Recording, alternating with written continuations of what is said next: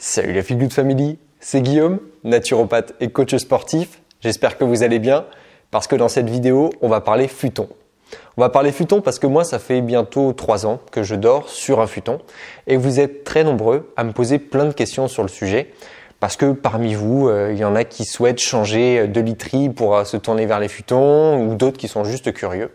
Donc je me suis dit que j'allais faire une petite vidéo pour répondre à toutes ces questions que vous me posez, des questions d'entretien, des questions pratiques, enfin plein de questions diverses. Comme ça, bien vous aurez toutes les réponses qu'il vous faut grâce à cette vidéo. J'espère que vous êtes chaud parce que j'envoie le générique.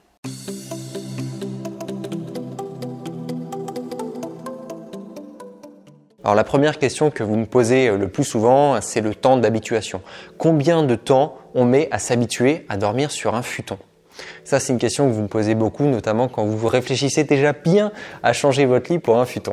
Alors la réponse à cette question, il n'y a pas de réponse universelle, ça dépend déjà beaucoup de l'épaisseur du futon que vous allez choisir, ça va dépendre aussi de sa qualité, ça va dépendre aussi de la dureté du sol sur lequel vous allez dormir en dessous. Alors personnellement, moi mon futon, c'est un futon qu'ils appellent futon de voyage. Donc c'est un futon relativement fin pour les futons qu'on a ici en Occident. Parce que bien sûr, quand vous allez en Asie, vous avez des futons qui sont beaucoup plus fins. Mais bon, on sait, les marchands se sont adaptés au marché occidental qui est habitué à dormir sur du bon matelas bien molletonné. Donc pour revenir au mien, c'est un futon de voyage qui est 100% coton. Il est franchement quali. Il est fait avec des couches successives de coton. Et ces couches successives de coton, elles sont maintenues par des capitons.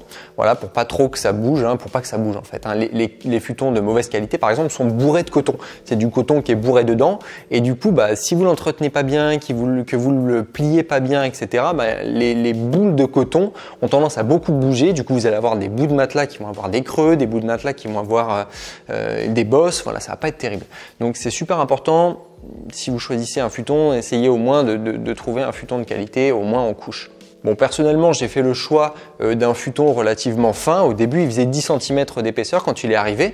Et puis après, il y a un tassement naturel qui se fait, un tassement naturel du coton. Ça veut dire que c'est aussi un futon de qualité quand il arrive gonflé et qu'il se tasse petit à petit. Et quand il est arrivé, donc il faisait 10 et petit à petit, il s'est affiné. Et vous allez voir, je vais vous passer des images, mais maintenant, il fait environ 5 cm d'épaisseur. Alors, je vous avoue, au début, quand j'ai commencé à dormir sur mon futon qui faisait 10 cm d'épaisseur, j'ai eu mal. Oui, j'ai eu mal. C'est pas très agréable. C'est une sensation, surtout quand vous venez d'un matelas qui est relativement épais, comme c'était mon cas en tout cas. Vous allez sentir vraiment, surtout sur la position sur le côté, vos hanches qui vont vous faire mal. Vous allez sentir un peu vos os qui touchent le sol, même sur le dos. Vous pouvez avoir, si c'est un futon de mauvaise qualité ou même un futon très fin, vous pouvez sentir vos fesses vraiment sur le sol. Ça peut être désagréable. Sauf que cette sensation, c'est juste une question d'habituation en fait. On n'est vraiment pas habitué à sentir comme ça simplement, même un tout petit peu, le sol sous nous. Et en fait, c'est une sensation qui s'estompe au cours du temps. Déjà, à la fin de la première semaine où vous dormez tous les soirs sur votre futon, ça va déjà beaucoup mieux. Vous sentez que vous êtes plus à l'aise, vous pouvez bouger plus facilement. Et puis là, moi, ça fait maintenant bientôt 3 ans, je dors comme sur un matelas sans problème, quoi. Ce qui fait que quand je dors après sur ne serait-ce qu'une petite couette, je me sens vachement plus à l'aise, quoi, quand je suis en voyage ou quand je veux faire un bivouac, par exemple, que je pars faire du camping. Juste un petit tapis gonflable et tout. Aucun problème, on dort comme un bébé.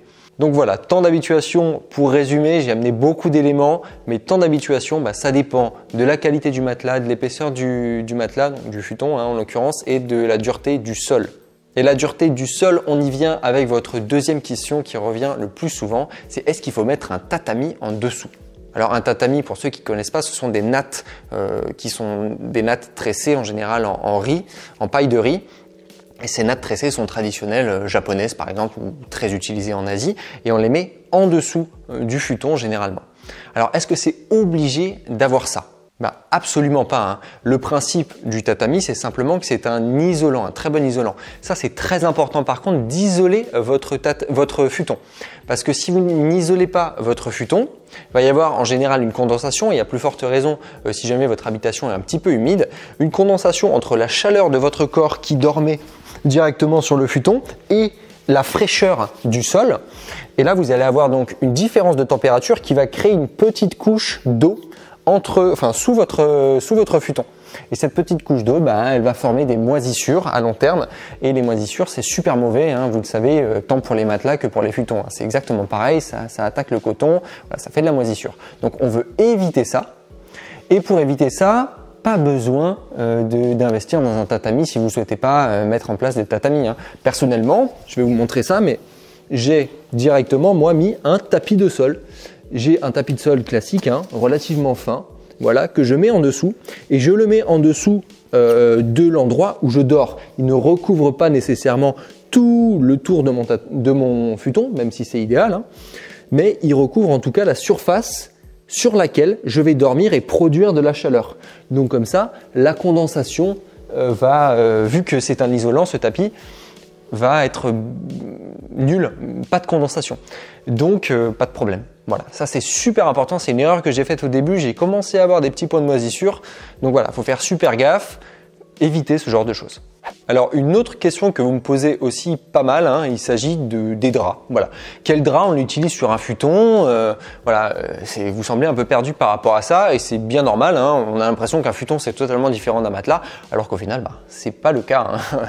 Un futon est ni plus ni moins un matelas qu'on peut plier parce qu'il est plus fin.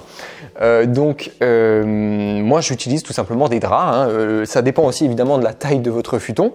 Mon futon c'est un 90 par 2 mètres, donc j'utilise des draps simples. Hein. Je mets une alaise, un drap simple de 90 par 2 mètres. Hein. Il y a des lits comme ça qu'on a ici en Occident, des matelas comme ça sans problème. Donc j'utilise ça. Mais au début, j'utilisais même un autre drap, j'utilisais un 140 par 2 mètres.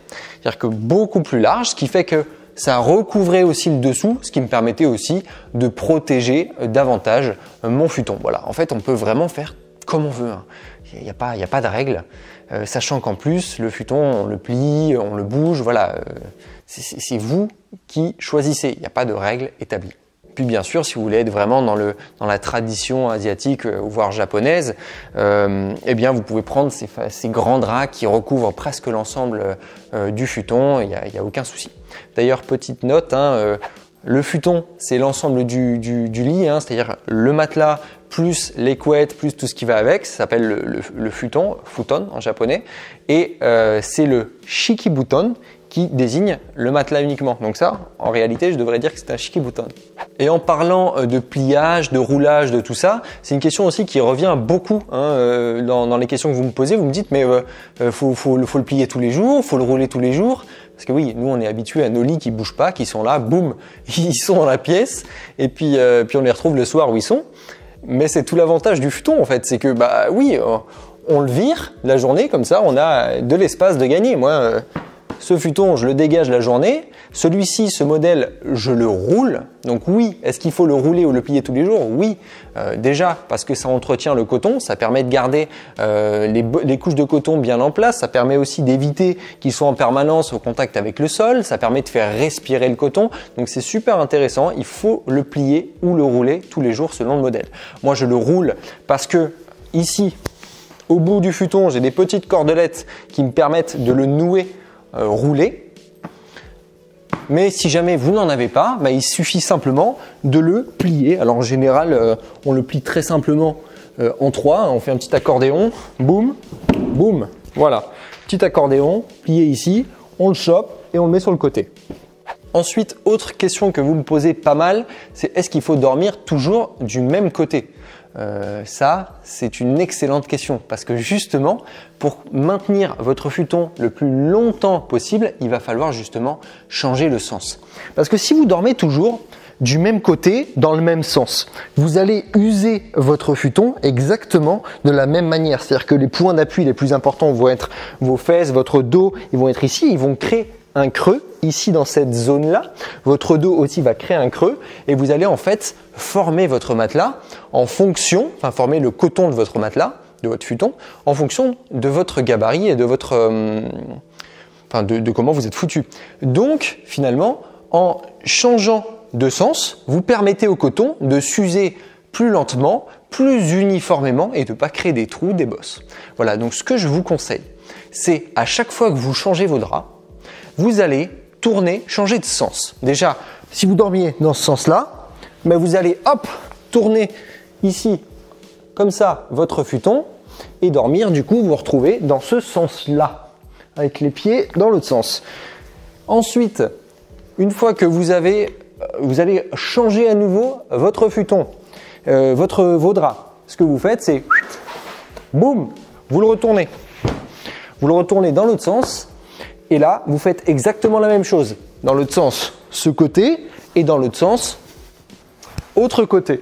Voilà. Et comme ça, vous faites des rotations de quatre sens. Et puis vous êtes au poil, quoi.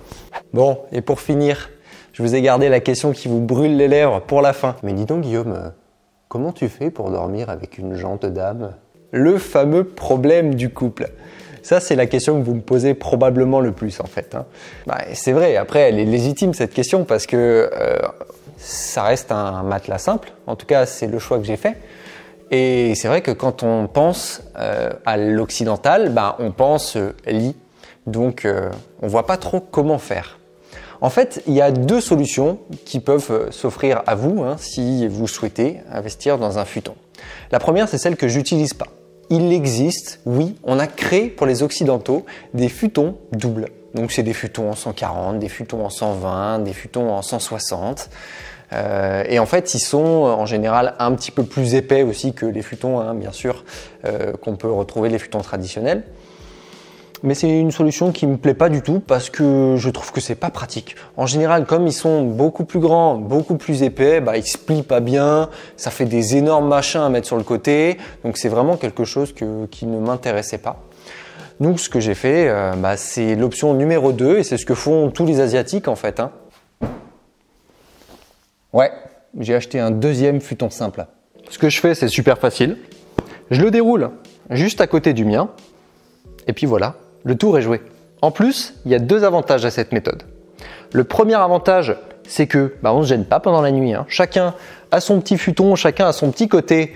Et puis on n'est pas trop en train de bouffer la place de l'autre. Parce que ça, oui, en général, dans les lits doubles, ça arrive. Il y en a toujours un qui grignote un petit peu plus que l'autre. Et le deuxième avantage, c'est que si on veut être tout collé serré, eh bien, il suffit de passer le trouillou. Parce que oui, forcément, il va y avoir le petit trouillou au milieu ici. Ça, c'est un petit peu relou, il faut avouer. Il faut bien qu'il y ait un point négatif. Vous passez le trouillou, vous allez de l'autre côté, ou alors votre moitié passe le trouillou et vient de votre côté. Puis là, vous êtes collé serré forcément sur un matelas simple. Donc ça, il n'y a aucun souci. Voilà, ça permet d'être très collé serré ou très cool pour dormir. C'est le double avantage. Ah oui, je ne sais pas si vous avez noté, mais pas obligé de vous embêter à enlever les draps à chaque fois que vous le roulez ou que vous le pliez. Personnellement, je laisse les draps dessus. C'est vraiment trop pénible sinon de les enlever et de les remettre à chaque fois le soir, quoi. Voilà, et pour finir, je tenais à rajouter une petite précision qui concerne mon futon. Personnellement, je l'ai acheté dans une boutique physique à Bordeaux. Donc voilà, je peux pas vous conseiller vraiment un revendeur plutôt qu'un autre. Surtout que je sais que la plupart des revendeurs, notamment celui chez qui je l'ai acheté en physique, a des frais de port assez élevés. Donc si vous achetez un futon, je sais pas, à 150 €, vous pouvez avoir pour peut-être 100 € de livraison. Voilà, donc ça peut être un petit peu cher.